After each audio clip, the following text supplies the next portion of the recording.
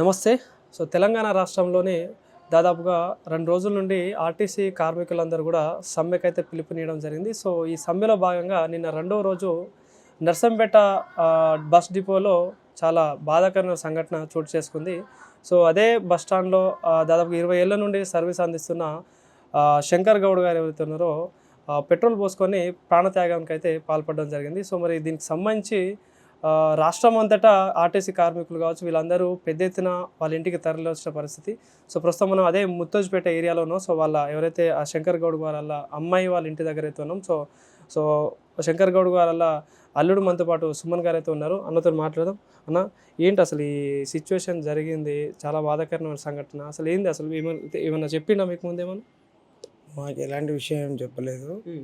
నిన్న మధ్యాహ్నం జరిగిన విషయం ఫోన్ ద్వారా మాకు తెలిసింది. అంతకుముందు సమ్మెలో పాల్గొన్నాడు.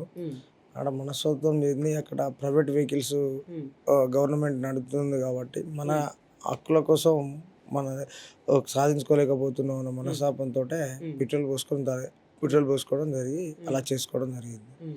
ఆ తర్వాత కూడా పోసుకున్న తర్వాత క్రమంలో కూడా అడిగినాం హాస్పిటల్లో ట్రీట్మెంట్ జరుగుతుందంటే. నాకు ఇక అక్కడ ఉన్న ట్రీట్మెంట్ నాకు ఈ ఆర్టీసీలో ఎన్ని సంవత్సరాల నుంచి కొట్లాడుతున్నాం, ఇచ్చిన హామీ నెరవేర్చట్లేదు కాబట్టి దానికి ఆ ఉద్దేశంతో ఇక నేను పెట్రోల్ పోసుకోవడం జరిగింది అల్లుడు అని చెప్పారు. అదే లాస్ట్ విషయం. ఇప్పుడు ఈ ధర్నాలు కావచ్చు, ఇప్పుడు వాళ్ళకి చేస్తున్న అన్యాయాల గురించి, వాళ్ళకి సంబంధించిన ఇప్పుడు ఏదైతే ఆర్టీసీ విలీనం కావచ్చు, ఇదంతా చాలా వాళ్ళు ఎప్పటి నుండి చేస్తూ ఉన్నారు. ఇప్పుడు వాళ్ళకి సంబంధించిన వాళ్ళ తోటి డ్రైవర్లు వాళ్ళు కూడా చెప్తా ఉన్నారు, 20 ఏళ్ళ నుండి ఉండేటోడు చాలా మంచిగా ఉండే వ్యక్తి అని చెప్పేసి అంటున్నారు. ఏందన్న అసలు మీకేమైనా ఐడియా ఉందా? ఆయన గతంలో కూడా ఇలాంటి ఉద్యమంలో, తెలంగాణ ఉద్యమంలో ఈ ఉద్యమంలో యాక్టివ్గా పనిచేసేది.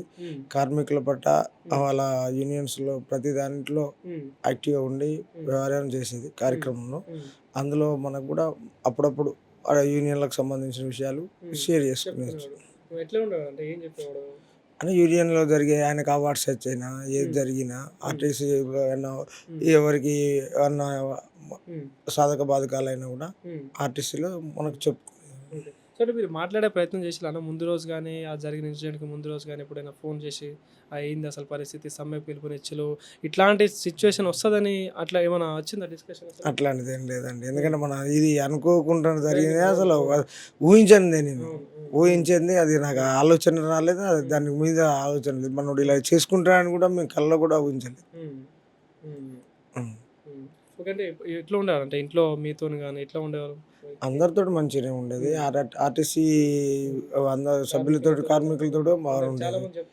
అందరు ఇక్కడికి వచ్చిన వాళ్ళందరూ అదే కార్యక్రమం చేస్తున్నారు. ఎంతో మాలో కలుపుకోబోయే గుణం అంటే శంకరే.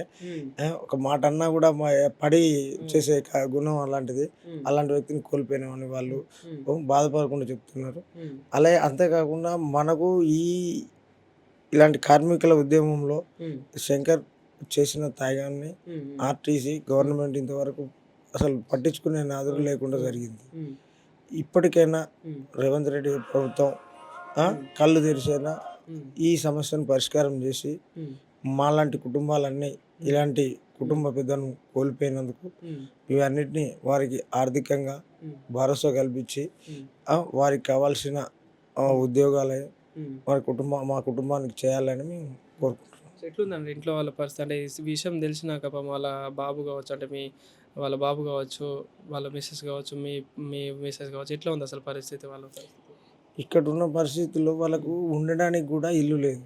25 సంవత్సరాల నుంచి ఆర్టీసీలో పనిచేస్తున్నట్టు వాస్తవే, కానీ వచ్చిన జీతాన్ని ఆ కూలి ఉన్న ఇల్లు గడపడానికే సరిపోయేది. ఆయనకి వచ్చేది కూడా 20-25 వేల నౌకరీ అది.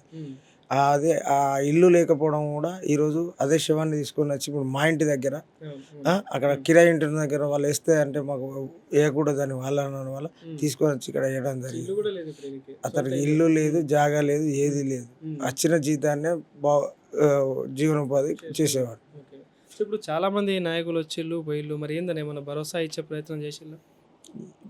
ఇంతవరకు వచ్చిన నాయకులు అందరూ సానుభూతి అందరూ తెలియపరిచి ఆల్ పార్టీలు వచ్చినాయి, అందరు సంఘాలు వచ్చినాయి, అందరు కలిసి ఇప్పుడు ఆర్డీఓ గారు కూడా వచ్చారు. ఆమె ఒక 10 లక్షల రూపాయలు గవర్నమెంట్ నుంచి ఉద్యోగం, ఒక ఇందిరమ్మ ఇల్లు ప్లస్ స్థానిక ఎమ్మెల్యే 5 లక్షల రూపాయలు ఇస్తాడని ప్రకటించి అడ్రస్ ఏం చేసిపోయింది. చెప్తున్నాను ఈ కార్మికులు చాలా మంది ఉన్నారు కాబట్టి ఇట్లాంటి సిచ్యువేషన్ మీ ఇంట్లో చోటు చేసుకుంది చాలా బాధాకరమైన సంఘటన.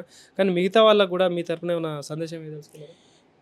కార్మికులు పోరాడే కానీ ఇలాంటి విషయాన్ని ఇట్లా క్షణికావశ్యంగా పోయి చేయకూడదు అనేది మాకు ఉద్దేశం. మా కుటుంబమే నష్టపోయింది, ఇంకా ఇంకో కార్మికుడు కుటుంబం నష్టపోవద్దు. ఎల్లకాలం మనం అంటే సాధించుకోవడానికి 1,00,000 పనులు ఉన్నాయి, మార్గాలు ఉన్నాయి.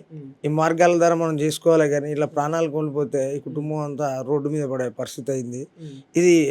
దీనికైనా ఇప్పటికైనా కార్మికులు ఆలోచన చేసి ఇలాంటి నిర్ణయం తీసుకోకుండా మన హక్కుల కోసం, సంఘం హక్కుల కోసం, మీ హక్కుల కోసమైనా ఉన్న సొసైటీలో మనకు సంఘాలు ఉన్నాయి, అన్నిటి ఉన్నాయి, అందరూ కలుపుకొని ముందుకు పోవాలనేది కోరుకుంటున్నాం. ఓకే. సో ఇది పరిస్థితి. సో వాళ్ళకి శంకర్ గౌడ్ గారికి సంబంధించిన అల్లుడు సుమన్ గారు అయితే చెప్తున్న పరిస్థితి.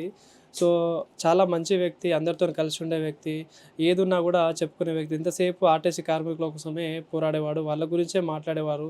సో మాకు కూడా ఇట్లా చేసుకుంటే మేము కూడా ఊహించలేదని చెప్పేసి అంటాను. సో ప్రధానంగా ఆర్టీసీ కార్మిక సోదరులకు ఒకటే చెప్పదలుచుకున్నా, ప్లీజ్ ఏదైనా నిర్ణయం తీసుకునే ముందు 1-2 సార్లు ఆలోచించండి. ఇప్పుడు చూశారు కదా శంకర్ గౌడ్ గారు మీకోసం ప్రాణత్యాగం చేసుకున్నాడు, కానీ వాళ్ళ కుటుంబం అంతా రోడ్డు పాలైన పరిస్థితి, కనీసం ఆయన ఉండడానికి ఇల్లు కూడా లేని పరిస్థితి.